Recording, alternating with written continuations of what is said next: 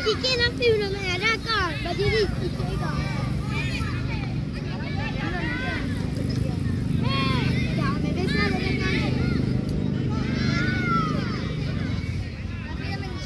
Ya, kau ini.